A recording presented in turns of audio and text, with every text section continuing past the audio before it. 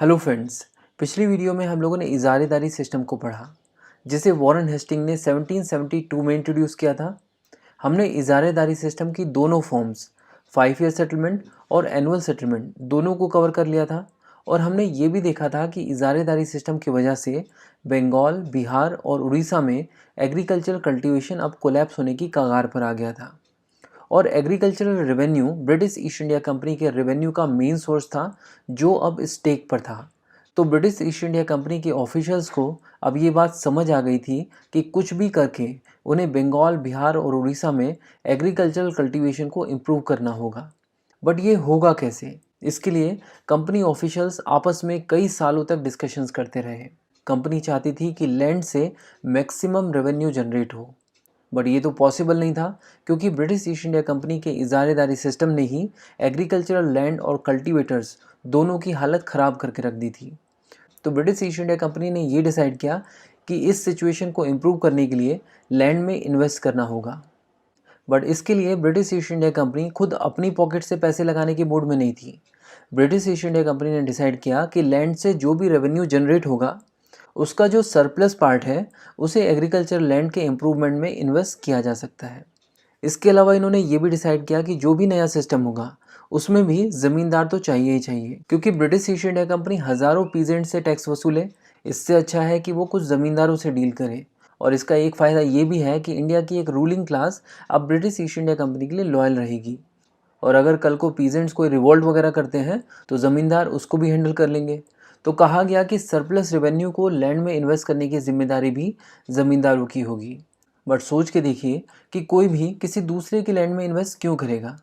मान लीजिए अगर मैं एक जूम कार लेके आता हूँ और उसमें मुझे कोई प्रॉब्लम दिखती है, तो मैं थोड़ा ही ना उसको ठीक कराऊंगा। लोग उसी चीज़ के इम्प्रूवमेंट के लिए इन्वेस्ट करते हैं जो उनकी खुद की है। तो ये चीज़ ब्रिटिश ईस्ट इंडिया कंपनी को भी समझ आई, और ब्रिटिश ईस्ट इंडिया कंपनी ने डिसाइड किया कि ज़मींदारों को लैंड का ऑनर बनाया जाएगा, ताकि जिस लैंड पर वो टैक्स वसूल करते हैं उसका वो ध्यान भी रखें, उसके इम्प्रूवमेंट के लिए उसमें इन्वेस्ट भी करें। पर यहाँ पर एक बात और निकल के आई कि अगर ब्रिटिश ईस्ट इंडिया कंपनी यहाँ पर मैक्सिमम रेवेन्यू एक्सपेक्ट करेगी तो ज़मींदारों के लिए सरप्लस रेवेन्यू बचेगा ही नहीं। इसीलिए ब्रिटिश ईस्ट इंडिया कंपनी ने डिसाइड किया कि रेवेन्यू को वो हमेशा के लिए फिक्स कर देंगे। इससे कंपनी को एक रेगुलर इनकम मिलती रहेगी और ज़मींदारों के पास सरप्लस फंड्स होंगे जिसे वो ज़मीनों के इम्प्रूवमेंट के लिए इन्वेस्ट कर सकेंगे। बट क्योंकि ब्रिटिशर्स ने ये डिसाइड किया था कि वो रेवेन्यू को हमेशा के लिए फिक्स कर देंगे और कभी भी नहीं बदलेंगे, इसीलिए उन्होंने रेवेन्यू को जितना हाई हो सकता था उतना हाई रखा। तो एक बार देखते हैं कि ब्रिटिश ईस्ट इंडिया कंपनी के ऑफिशियल्स के डिस्कशन से क्या क्या बात निकल कर आई। पहली बात तो ये कि अब ज़मींदार लैंड के ऑनर होंगे और ये ओनरशिप हेरिडिटरी होगी। इसका मतलब ज़मींदारों के बाद उनके बच्चों को इन ज़मीनों का मालिकाना हक मिलेगा। इसके अलावा अगर ज़मींदार अपनी लैंड को किसी को बेचना चाहते हैं या ट्रांसफ़र करना चाहते हैं तो कर सकते हैं। ज़मींदारों का काम होगा कल्टीवेटर्स से टैक्स वसूलना और उसमें से fix revenue British east India company को देना। और जो भी फंड्स बचेंगे उसे ज़मींदारों को वापस से लैंड के इम्प्रूवमेंट में इन्वेस्ट करना होगा। फॉर एग्ज़ाम्पल इरिगेशन फैसिलिटी में, या फिर खेतों की जुताई के लिए बैलों की ज़रूरत होती है उसमें।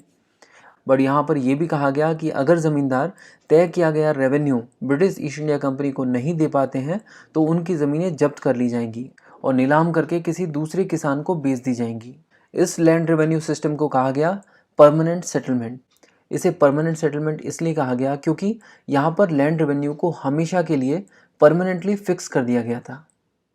इस सिस्टम को 1793 में लॉर्ड कॉर्नवालिस ने इंट्रोड्यूस किया और इसे स्टार्टिंग में बंगाल, बिहार और उड़ीसा में इम्प्लीमेंट किया गया और बाद में मद्रास प्रेसिडेंसी के सदर्न डिस्ट्रिक्ट्स और वाराणसी में भी इम्प्लीमेंट किया गया। परमानेंट सेटलमेंट का एम था एग्रेरियन क्राइसिस और डिस्ट्रेस की प्रॉब्लम को सॉल्व करना, ताकि एग्रीकल्चरल प्रोड्यूस अच्छा हो और ब्रिटिश ईस्ट इंडिया कंपनी के लिए एक रेगुलर इनकम जनरेट हो पाए। इसमें ज़मींदारों के लिए एक अच्छी बात ये थी कि इन्हें अब लैंड की ओनरशिप मिल गई थी, जो कि एक बहुत ही बड़ा चेंज था, क्योंकि इससे पहले तक ज़मींदारों का रोल इंडिया की हिस्ट्री में सिर्फ टैक्स कलेक्टर का होता था। उनके पास किसी भी तरह के कोई भी ओनरशिप राइट नहीं होते थे लैंड के। तो ये तो एक अच्छी बात ज़मींदारों के लिए हो रही थी, बट इसी के साथ साथ उनके लिए ये भी ऑब्लिगेटरी था कि ब्रिटिश ईस्ट इंडिया कंपनी ने जो दिन तय किया है उस दिन के सनसेट से पहले पहले वो तय की गई रकम ब्रिटिश ईस्ट इंडिया कंपनी को दे दें। अगर सनसेट से पहले पहले वो तय की गई रकम, वो fix revenue British east India company को नहीं दे पाते हैं तो ब्रिटिश ईस्ट इंडिया कंपनी उनकी ज़मीनें जब्त कर सकती थी और नीलाम भी कर सकती थी। इसे कहा जाता था सनसेट लॉ।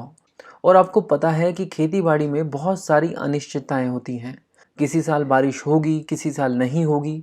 इन अनसर्टेनिटीज़ के चलते ज़मींदार भी हमेशा रिस्क पर रहते थे और टाइम पर रेवेन्यू ना देने की वजह से बहुत सारे ज़मींदारों की ज़मीनें छीन गई थी। इसके अलावा अब ज़मींदारों के पास से पुलिसिंग राइट भी छीन लिए गए थे और जो ये दरबार लगा के गांव वालों के फैसले सुना करते थे वो भी अब परमानेंट सेटलमेंट के बाद से अलाउड नहीं था। तो परमानेंट सेटलमेंट में क्या क्या प्रोविजंस किए गए वो तो हमने देख लिया। अब देखते हैं कि ब्रिटिश ईस्ट इंडिया कंपनी की एक्सपेक्टेशन के हिसाब से ये परमानेंट सेटलमेंट कैसे काम करने वाला था। इस सिस्टम में ईस्ट इंडिया कंपनी ने अपना टैक्स हमेशा के लिए फिक्स कर दिया था। तो हम इस एग्जाम्पल में इसकी वैल्यू को फिक्स कर देते हैं 100 रुपीज़ पर। मान लीजिए पहले साल लैंड से प्रोड्यूस हुआ 150 रुपये का रेवेन्यू। 100 रुपये तो टैक्स में जाएगा ही जाएगा, बच गया 50 रुपये। उसमें ज़मींदार मान लीजिए 20 अपने पास रख लेते हैं, 10 पीजेंट के लिए छोड़ देते हैं, तो भी 20 सरप्लस बच गया और ये 20 रुपये ज़मींदार वापस से ज़मीन के इम्प्रूवमेंट के लिए इन्वेस्ट कर देगा। इन्वेस्टमेंट के चलते अगले साल प्रोडक्शन और ज़्यादा अच्छा होना चाहिए। लेट्स से इस साल 160 रुपीज़ का एग्रीकल्चर प्रोड्यूस हुआ है। ईस्ट इंडिया कंपनी तो 100 रुपये ही लेगी, तो 60 रुपये जो बचे उसमें 25 ज़मींदार ले लेगा और पीजेंट्स को फिर से 10 रुपये ही देगा। तो इस बार सरप्लस हुआ 25 और इसे भी इरिगेशन फैसिलिटी या फिर बैलों को खरीदने में इन्वेस्ट कर दिया जाएगा। तो इन्वेस्टमेंट का फ़ायदा मिलना चाहिए। एग्रीकल्चर प्रोड्यूस इस साल मान लीजिए 175 हुआ। ईस्ट इंडिया कंपनी का टैक्स हर साल फिक्स है। ज़मींदार और पीजेंट्स का हिस्सा रखने के बाद 30 सरप्लस बचा और उसे भी इन्वेस्ट कर दिया जाएगा। तो इससे फिर से एग्रीकल्चरल प्रोड्यूस में इजाफा होना चाहिए। तो आप देख सकते हैं कि एग्रीकल्चरल प्रोड्यूस लगातार बढ़ रहा है, ज़मींदारों की इनकम भी बढ़ रही है, पीजेंट्स की भी इनकम बढ़ रही है। यानी कि लैंड में इन्वेस्टमेंट का फ़ायदा सबको मिल रहा है, लैंड को भी, पीजेंट्स को भी, ज़मींदारों को भी, और ब्रिटिश ईस्ट इंडिया कंपनी को एक फ़िक्स रेवेन्यू मिल ही रहा है, इससे भी वो खुश थे। तो अगर देखा जाए तो on papers permanent settlement system बहुत ही अच्छा दिख रहा है, बट ये सिस्टम पूरी तरह से एक फेलियर साबित हुआ। बट इसके फेल होने के रीजंस क्या हो सकते हैं? सेम एग्जाम्पल को देखते हैं और समझते हैं कि गड़बड़ी हो कहाँ रही है। पहले साल का प्रोड्यूस 150 था, ईस्ट इंडिया कंपनी का टैक्स 100, 50 रुपये बचा। तो हो क्या रहा था कि ज़्यादातर हिस्सा ज़मींदार रख लेते थे और थोड़ा बहुत पीजेंट्स को दे देते थे। सरप्लस कुछ बचा नहीं, यानी वापस से ज़मीन में कुछ इन्वेस्ट किया ही नहीं गया। इन्वेस्ट नहीं किया तो प्रोडक्शन में गिरावट होगी, बट ज़मींदार जो है वो अपना शेयर कम करने के लिए तैयार ही नहीं है। और हर साल सेम सिचुएशन, ज़मीन के इन्वेस्टमेंट के लिए कोई इन्वेस्टमेंट नहीं। इस तरह की स्थिति में आप देख सकते हैं कि एग्रीकल्चरल प्रोड्यूस लगातार कम होते जा रहा है, पीजेंट्स का शेयर भी लगातार कम हो रहा है, यानी लैंड और पीजेंट्स दोनों की हालत ख़राब है।